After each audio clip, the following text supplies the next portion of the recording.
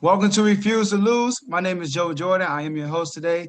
Before we get into our great sports topic we're going to go over, please like this video and also subscribe to the YouTube channel and enjoy the rest of the show.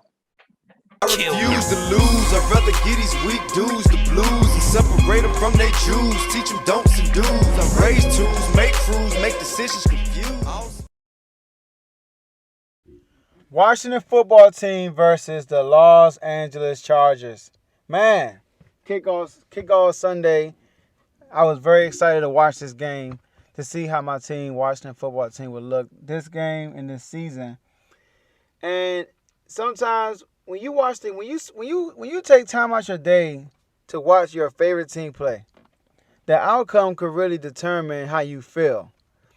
Because if you win, you will feel like, man, it's one of the best Sundays I had in a while. But if you lose, sometimes you can feel like you wasted your time. You could have been doing something else instead of watching the game. So there were a lot of things that happened in that game that we did not take advantage of. But then there are also things in the game where we could have lost worse, way worse than we did.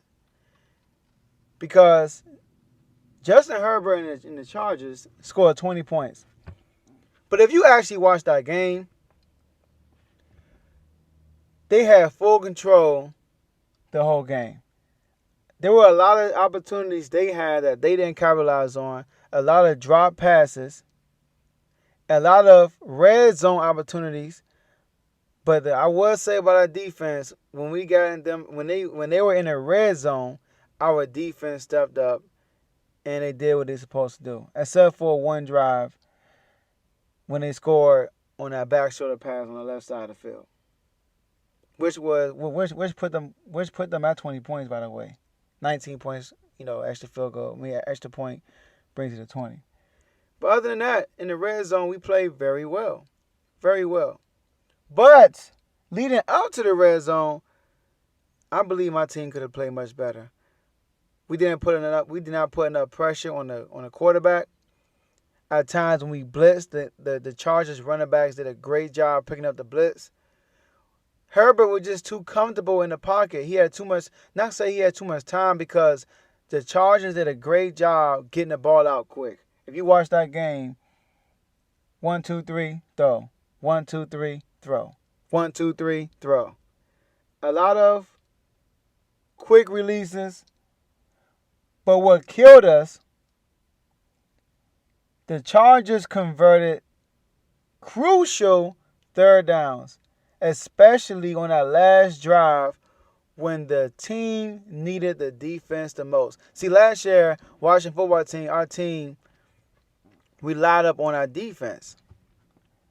But it's sad to say that our defense did not show me that we can be a top 3 defense, top 2 defense this year. I had aspirations, visions of our team being a top 2 or top 3 defense, and it did not show. It feels like the front 7. It feels like not the linebackers. It feels like our front line did not never match really with our DBs. When we get pressure on the quarterback, Justin Herbert makes a great throw, completion. So my thing is, and then also on the offensive end, Fitzpatrick was hurt. He got injured. Now, I believe that Taylor Heinicke would be a better fit because he's a dual quarterback. When you have a dual quarterback, a quarterback that can use his legs, it's a good thing. Because when Fitzpatrick was back there, they were bringing pressure. Bosa was in the backfield almost every single play.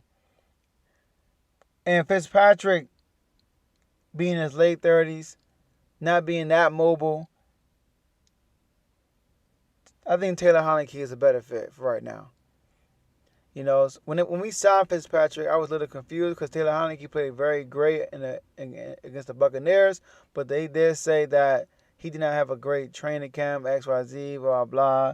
So, I don't know. But I know that Taylor Heinicke brings a dual threat to our offense. As you can see, the first drive, Taylor Heinicke came in. He had to get his feet wet.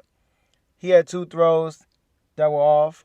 But then the second drive, you saw him get more comfortable and start making plays, being an X factor. And he take risks. So does Fitzpatrick.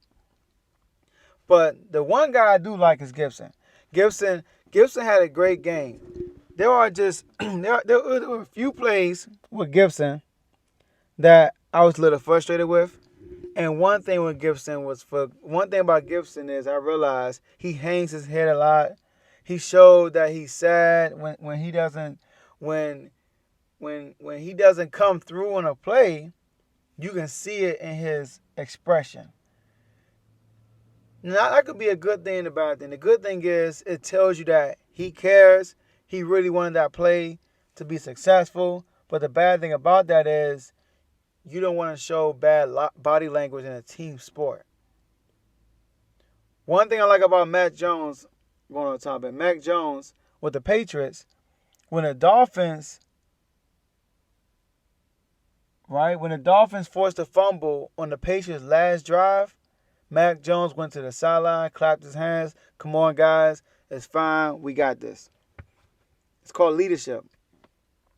So Gibson, I believe, could have did a better job at that. But he did. He played great. He played a great game. He was very consistent all game. But there were a few moments where you can say he caused the game. So there was one drive. Matter of fact, they actually missed a face mask on Gibson on our second drive. That could have led to a touchdown. But we're not gonna blame the refs for this one. But it did kill our momentum on that drive. But there was a drive when we had some momentum. Gibson had a great drive. He had a great run on that drive. But then it was 2nd and 11. Taylor Heinicke threw the ball to Gibson. Drop pass. Now, I'm not saying that if he would have caught it, it would have been a first down, but it would have put us at 3rd and 6 versus 3rd and 11. And we would not be forced to punt the ball. We would have a better third down, a manageable third down to convert. And then Gibson, also, another drive when we had momentum. He they handed the ball out to the right. He bounced out to the right. The guy horse collars Gibson, but Gibson grabs his face mask, and the penalty's offset. We did not convert. Now, if he did not face mask the defender, it would have been a first down, more momentum on that drive. The crowd would have been on our side. That probably could have led to another touchdown. Because Taylor Heinicke played a great game, I believe. And then lastly, I think the main thing that caused us loss was when we forced, finally, William Jackson intercepts the ball from Justin Herbert. And then the following next play on our own territory, on our own 4-yard line, Gibson fumbles the ball. So there were a lot of mistakes that we made on our end that could have been better. But also, there were mistakes on the Chargers end that could have scored on more than 20 points. Because they had control of the whole game. They were moving the ball down the field. They just couldn't convert in the red zone. Our defense did a great job in the red zone. It was only one time they scored in the red zone, and it was when they threw the back shoulder pass in the corner, in the left side of the field. So, and I believe who was that to it? I believe that was, I can't remember who that was, but all I know is they threw a back shoulder pass to the corner, touchdown. That was the only time they scored in the red zone. And what I also like, it's kind of random, our special teams. I like that guy. I think his name is DeAndre Carter. He gave us great, good field position almost every single time. And that's very crucial in a football game. Where do you start your drive? So let's get to that last drive. And the last drive is still the deal for the Chargers. Because our team relies on that defense heavily. Coming into the season, I believe that we would have been the top 2, top 3 defense. But my defense disappointed me yesterday. My defense disappointed me on Sunday, guys. So, just look at this last drive. First off, the Chargers get a penalty call for illegal use of hands in the face. And they are deep in their own territory. So after that penalty, it put them at 2nd and 16 on their own 12-yard line with 5:34 left in the game. Think about it, guys. There's 5 minutes and 34 seconds left in the game. Just need one stop. We have all 3 of our timeouts also. 2nd and 16, we blitz, great pressure, try to foam up a screen, didn't work, threw the ball away. 3rd and 16, no blitz, which I don't understand. 3rd and 16, no blitz, no pressure. They convert on 3rd and 16 to their best receiver, Keenan Allen, which I don't get. He should have the most attention on 3rd and 16. And then it's 3rd and 3. No pressure once again. They convert. Then it's 3rd and 7. We rush 6 people. No pressure. The Chargers did a great job picking up the blitz. They convert again. Just, I'm getting frustrated just talking about it, guys. That's 3 third downs in a row that they convert on the crucial time where our defense is supposed to step up. And then this last one, 3rd and 4. It's 3rd and 4. You need this stop. We get the ball back. You put the ball in Taylor Heinicke's hands. Most likely we'd be down by 7 because we were down by 4. They would have kicked the field goal. But instead, on 3rd and 4, William Jackson, I know you had a great play and got the interception. It was actually a bad throw by Justin Herbert because he had no pressure in his face. That was a bad throw.